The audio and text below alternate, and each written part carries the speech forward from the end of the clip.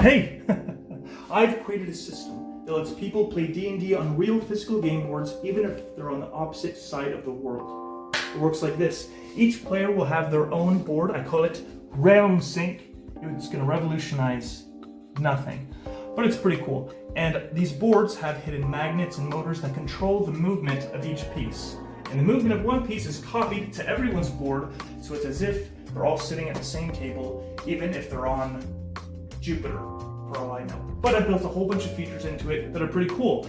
For example, I have automated mini storage, I have animated terrain, and at the end of the video, you're going to watch me send 3 of these to my buddies across the country for its first official playtest. And how am I going to achieve this impossibility? Well, thank you for asking.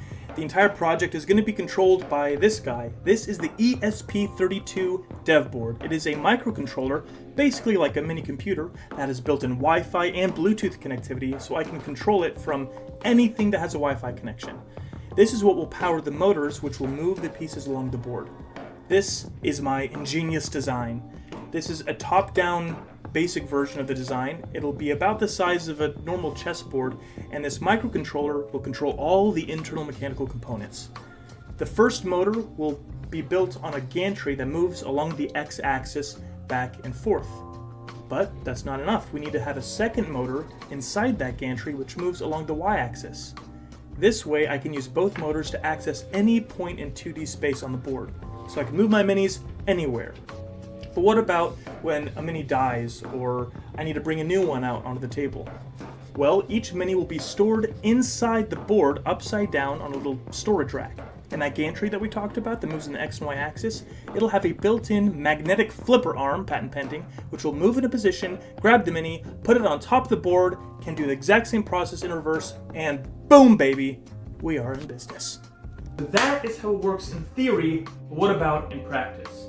Now, I'd love to go over every design detail and aspect that I'm sure you're just so excited to see, but unfortunately, if you look at the time, it's montage time.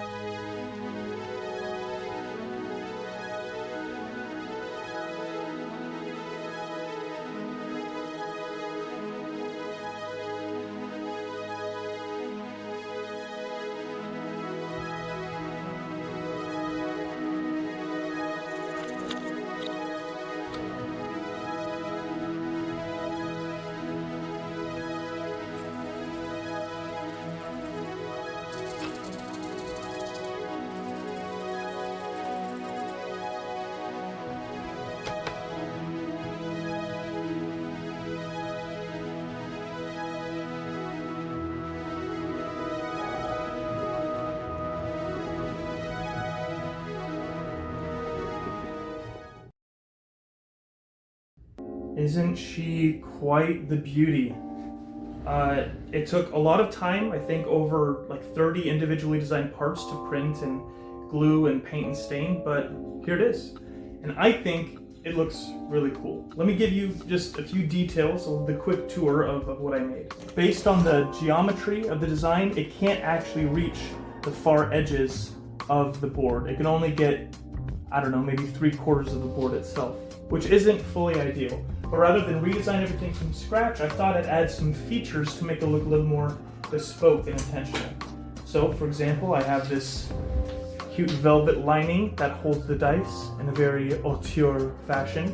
And because D&D is a complicated game, it's always nice to have like a quick reference guide. So that's where I created this thing here as a reference to the players. But I think what I'm the most proud of is actually the design of the wood on the outside. I didn't want this to look 3D printed. I wanted it to look like it was something that you would, you know, find like in the world of D&D. I applied a 3D texture, a wood grain texture to the model, and then I printed it in actual wood PLA. It's a plastic that has basically wood fibers infused into the plastic. And then I used actual wood stain so that the texture comes out. And I don't know about you, but I think it looks pretty cool. So I cannot tell you how much time it took to design, print, paint, stain, glue, cut, bip it, bop it, whatever. It took a long time, but finally I'm ready to send it out to my friends. But I only made one so far, and if I'm sending it to my friends, I'm gonna need to make more. Oh,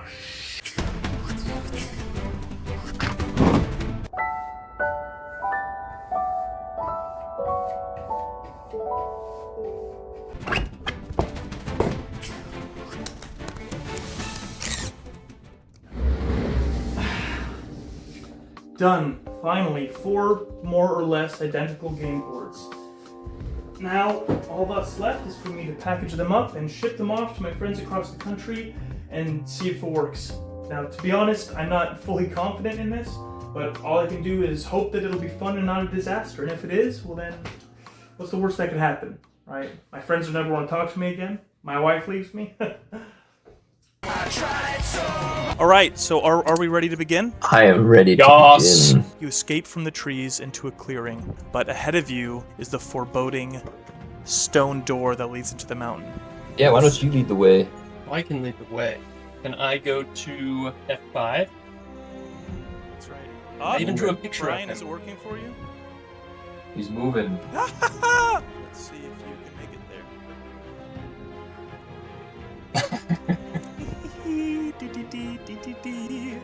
As you open the doors, you see another sort of trap door higher above in the mountainside opens up, and what pops out is an ancient, withered-looking chest. Oh, You did such a good job, Braven, that I think you should go loot the chest. And then as soon as you touch the chest, woo! oh my word. All right, you Let's go. fools, you have awoken the mimic. I'm gonna pull out my 2 crossbows and I'm dual wielding them. At first, I'm fumbling along with the crossbow, but then I'm prone sideways on the ground. And then I line up the last shot and I say, "Smile, you son of a..."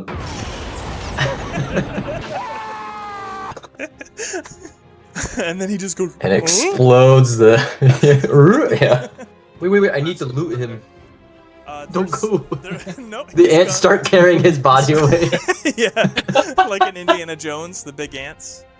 Yeah. The big ants. Yeah, you just I'm see- referencing the worst one. The chest is like a little motor arm. Do you see what it's doing? It just Flipping flipped me you off. off. Yeah. I knew it. If you all will do me a favor, well, now you can take your map, you can take off this little thing, and now, whoa! No way. Yeah. Find yourself in this large cavern, and here you see these ancient stone boxes. I am going to sneak around the column and Oh. explore. Do you do any sort of sneaky sounds? Like Kronk. Like... Oh, he's doing his own theme music? Suddenly, you hear a noise, and you see a shift. That mask is the gawking figure of a beholder! Woo! Hell yeah, let's go. 10 damage. I'm gonna use a bonus action to cast a ensnaring You just feel strike. this sonic boom emanate from him towards you. That magical shield sort of lifts up ahead of you, and that obelisk, you see it disintegrate into dust as the dust sort of arcs around the shield, but you are unfazed. Does an 18? Yes! Barely! Well, I'm gonna stab him in the mouth with my sword. Let's Does a 12 hit? No, but you have advantage, right? Do it again. Are you kidding? What did you roll? Another 12! That's the same roll I twice! utter the words, "Come to me, dimension door." 5 piercing damage plus the hunter's mark. Lightning bolt! Lightning bolt! Sleep! Lightning bolt! A moment of honesty. He's 3 away. Alright, Oh, guys. I'm gonna roll this on camera. If this is a 3 or above, he dies.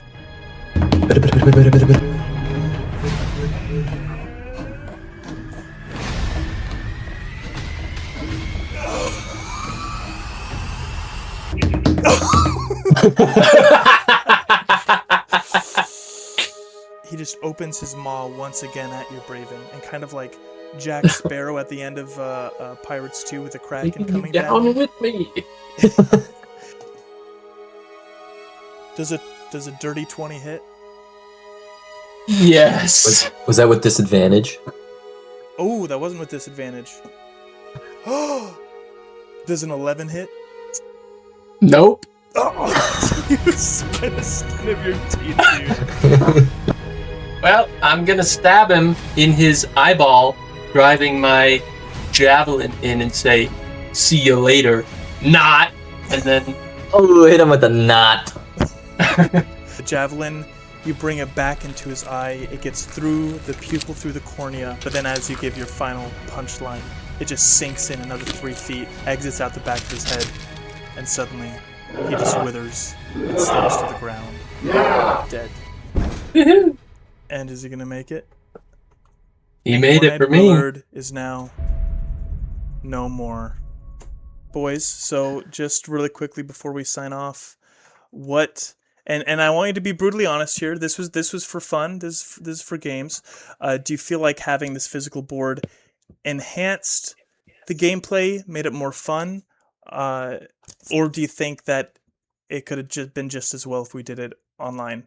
I love I it. had a lot of fun with this. I thought it was way better. Really? Overall, I think that obviously there are kinks that could be worked out, and Concept, 10 out of 10. concept is incredible. I think this worked so well. Absolutely. I 10 out understand of 10. why the kids love to play Jumanji and why they didn't just like end the movie in the first 10 minutes. Amen. And cut. Hallelujah. Hey.